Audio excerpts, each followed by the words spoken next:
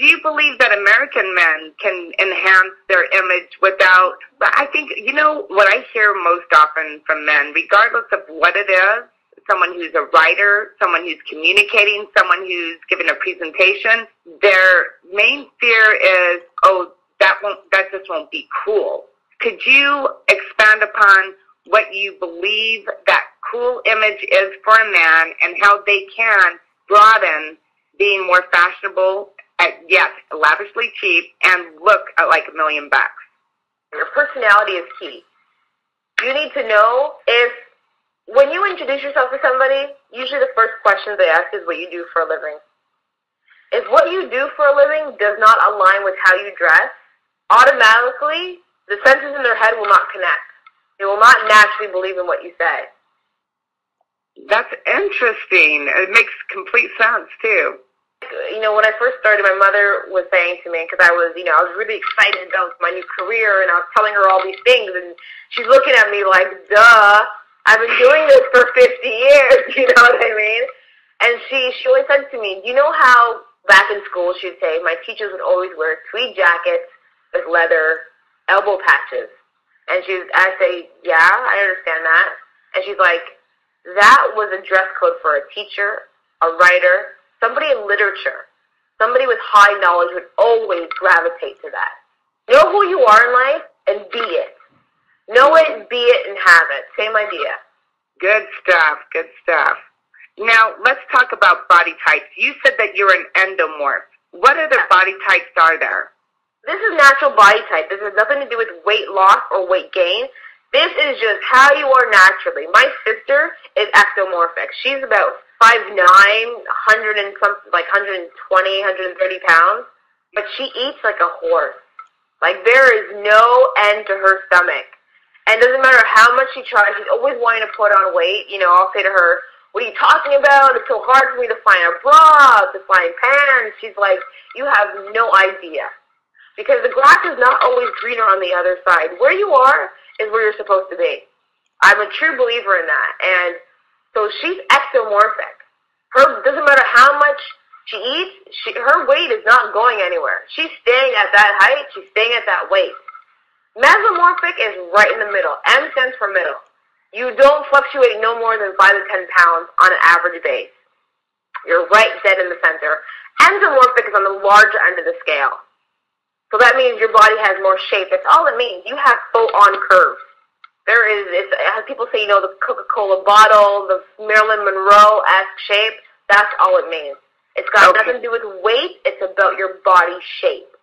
Gotcha. I'm in the middle. I'm one of those ones that I fluctuate by about 5 pounds. Definitely. You're in the middle. Yep. That is so interesting. I've met those people that are, you said ectomorphic, is that correct? Yep.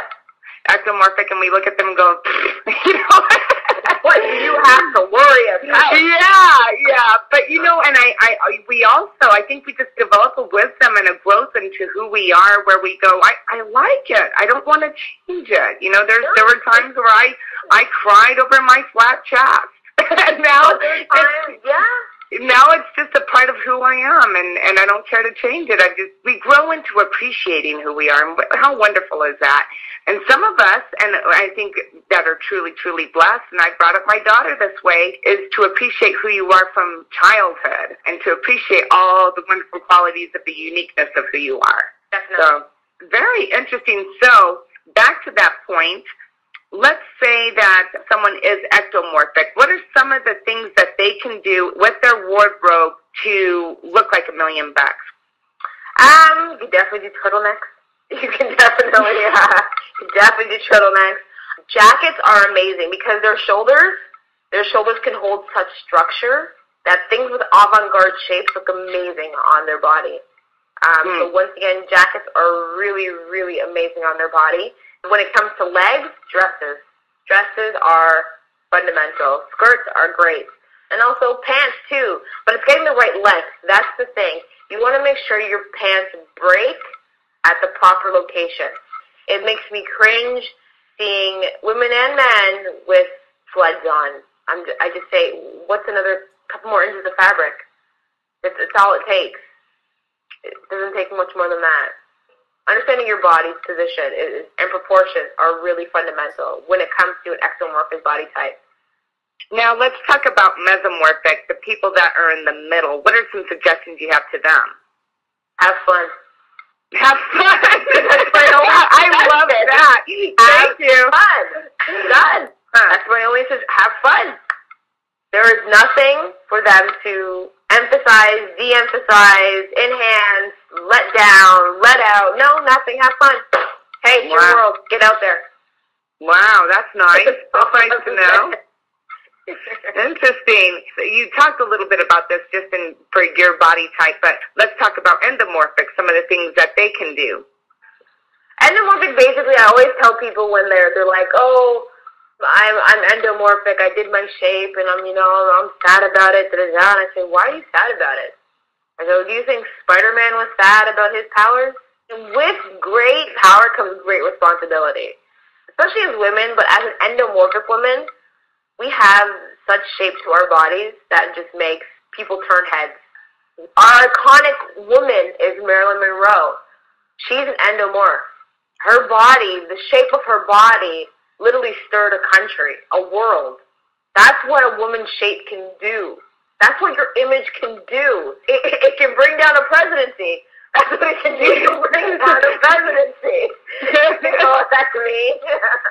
Sorry, Camelot. There you go.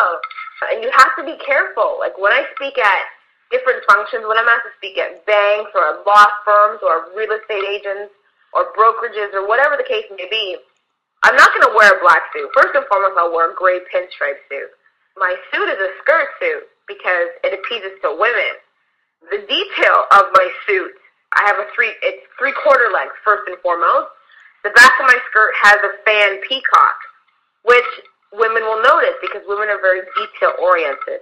And they want to see whether or not they're going to respect me visually to listen to what I say. So I need to get them on my side right away, instantly. Mm-hmm. But I wear the gray for the men because if I wore black, the men would be thinking, okay, well, who does she think she is coming in here telling us what to do? Gray is a little more softer. They're like, okay, I get it. Visual trickery. It's how you understand your body, your shape, your colors, your fit, your personality. What would be some fashion mistakes for people who are endomorphic and curvy? Is there some no-nos about fashion? Know your size. If you are a 14, wear a 14. Do not wear a 12. Do not wear an 8. Do not try to fit yourself into a 6. It's just embarrassing.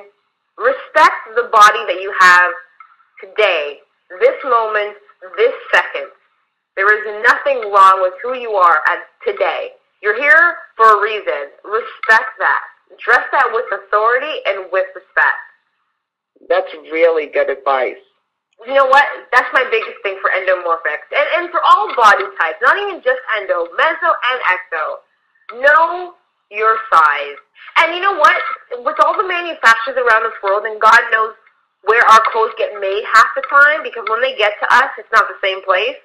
If you know that you're a 12, but when you try on a 12 at a certain location, it doesn't fit you, and then you have to go up to a 14, what does it matter, the number? Cut out the tag if it bothers you. Just make sure it fits you. That's right. No. Nobody says, oh my God, looks amazing on you. What size is it? Nobody says that. That's right. Whether you look appropriate, whether you look empowered or not. It's got nothing to do with a number. And I like what you said about personality, too, because it's funny. I can listen to you, and the people listening out there, too, can already interject their own personality, say, no, women should do this if they're curvy, and women who are this should do that, and so on and so forth. We have these own preconceived notions of what it should be, but that's why the personality is so important to incorporate in knowing who you are.